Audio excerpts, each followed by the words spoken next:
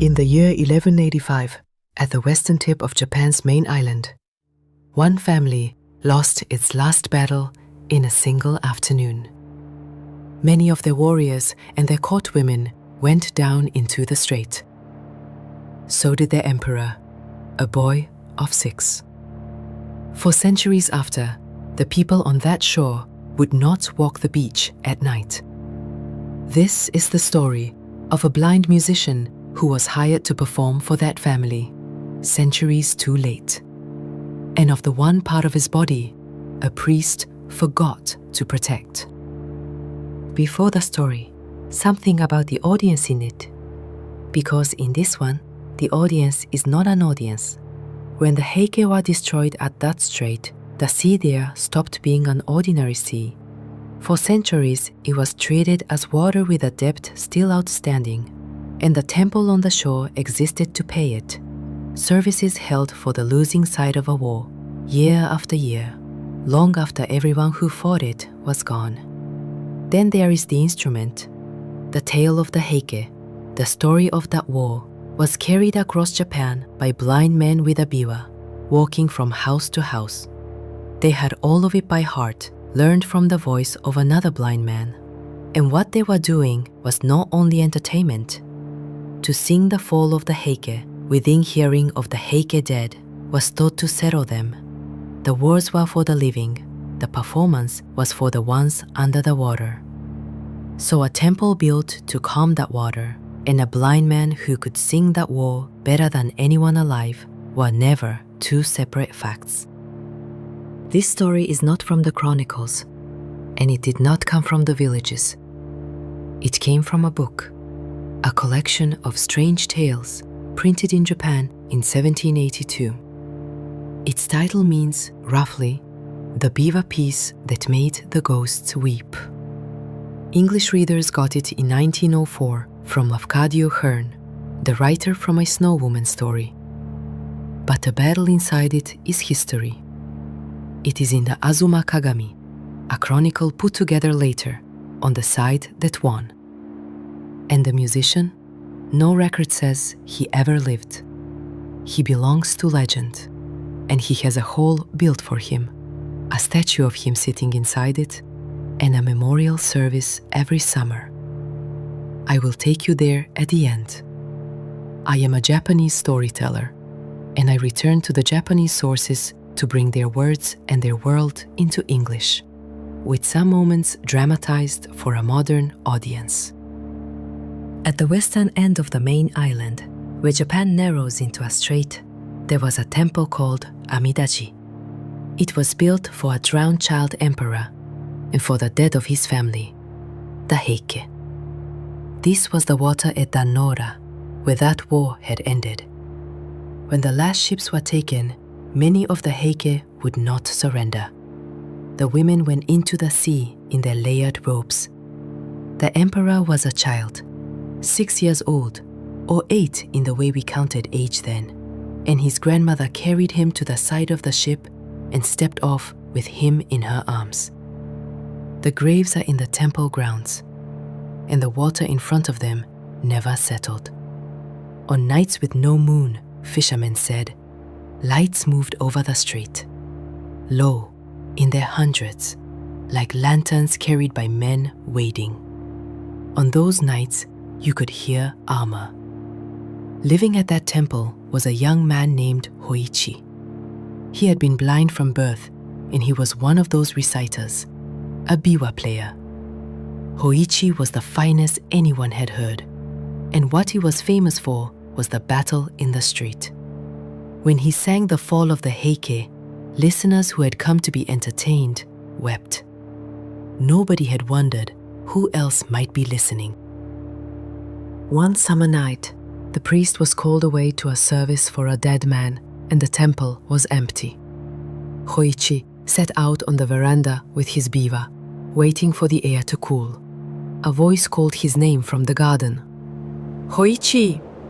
Not a villager's voice, lower and shaped like an order, a man used to being obeyed.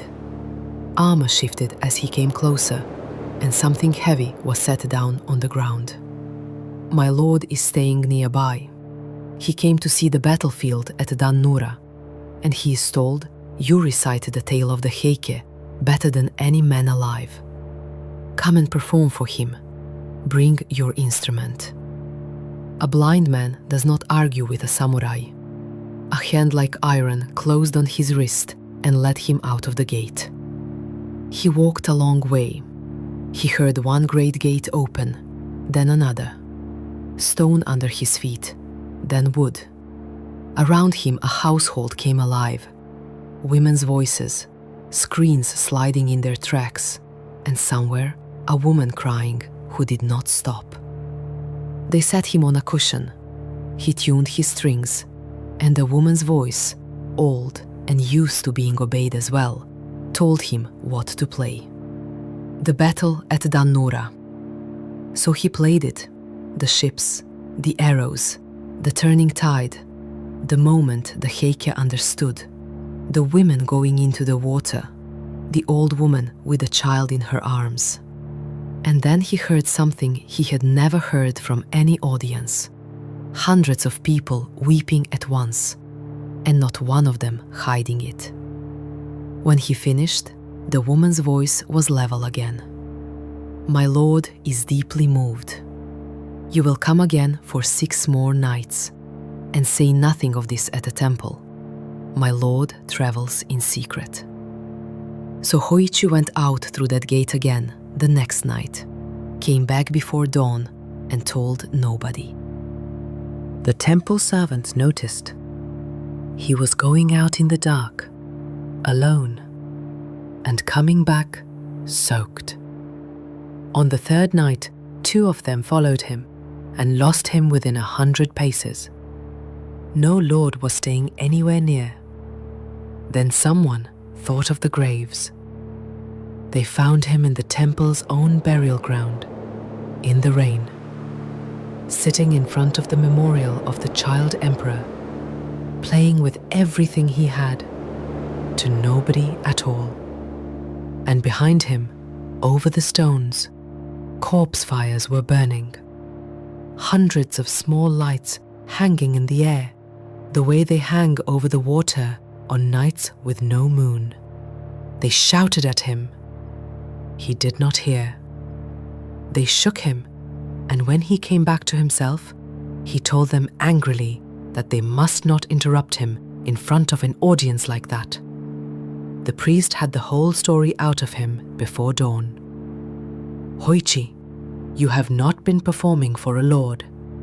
For 3 nights, you have walked into the graves and played for the Heike. They have been weeping over their own defeat in their own graveyard. And now they have taken a liking to you. The dead do not applaud and go home. If you go out to them once more, they will not send you back. Then the priest checked his own duties, and it was worse than that. He was called out again the next night at the same hour and could not stay to guard him. So he did the only thing he could think of. He and his acolytes stripped Hoichi bare, took up their brushes and their ink, and wrote on him. They wrote the Heart Sutra, the Hanya Shingyo, a Buddhist text on the emptiness of all forms, often recited for the dead.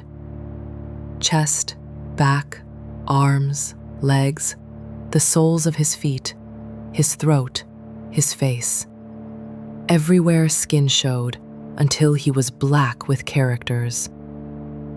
Now sit on the veranda with your instrument, the priest said. Whatever calls you, do not answer. Do not move. Do not make a sound.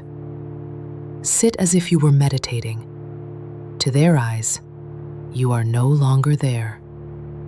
Then he left. Hoichi sat for hours. Then armor came across the stones. Hoichi! He did not answer. He did not breathe. Hoichi! Closer, the footsteps came up onto the veranda and stopped in front of him, and the voice went slow and puzzled. No answer. Here is the biwa. But where the players should be, I see only 2 ears. 2 ears and no man. Then I will take the ears to my lord, in proof that his commands were obeyed. Hands closed on his ears. They were not the hands of a living man. Hoichi did not make a sound. The armor went away across the stones. Something warm was running down both sides of his neck, and he stayed exactly as he had been told, hands on his knees, until the priest came back with a lantern, stopped in the gateway, and dropped it. The priest went down on his knees beside him. "My fault," he said. "All of it my fault. Every part of you was written on, except your ears. I left the ears to the boy."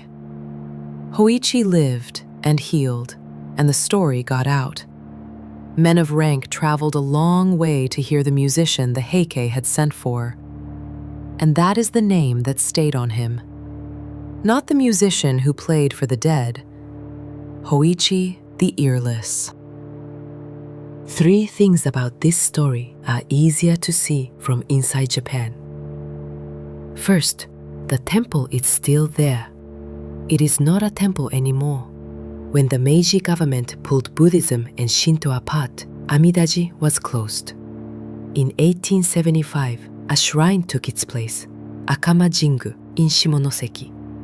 The child emperor is enshrined there. The graves of the Heike are still in the grounds, and beside them stands a hall put up in 1957 for a man who lives only in the story, with a wooden statue of him inside holding his biwa. Every July, a service is held there for Hoichi, a man out of a ghost story with his own hall and his own yearly rite at the temple where the ghosts almost took him. Second, no record says Hoichi ever lived. His profession is another matter. Those blind reciters I told you about were real, and they lasted for something like 800 years. That was a living profession, handed from a blind teacher to a blind student. The version most Japanese read today came out of that performance tradition, so the book and the voice are hard to separate. The art is called heikyoku. It came close to dying out, and a small number of performers keep it alive now. So this is a story about a man singing the tale of the Heike to the Heike. That is the point of it in Japanese, and it is usually the first thing to disappear in translation. Third, do not answer.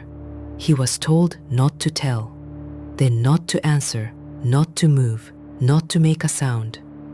If you have seen the snow woman or the fisherman with the box, you know this rule. Do not tell, do not look, do not open it. Here the sutra hides his body, and the silence keeps him from giving himself away, and whatever is left unprotected can still be taken. One last thing about that strait. The crabs there have a pattern on their shells like a human face, clenched in anger. Fishermen call them Heike crabs and would not eat them. And in one legend from the Kyushu side, the men of the Heike came back as those crabs, while the court women went west into the rivers and became kappa. One of them, a commander's wife in one telling, remembered there as a chief among them. Next time, the creature she is said to command, the kappa, and the wrestling match you must never accept near water. If you want these stories the way Japan tells them, subscribe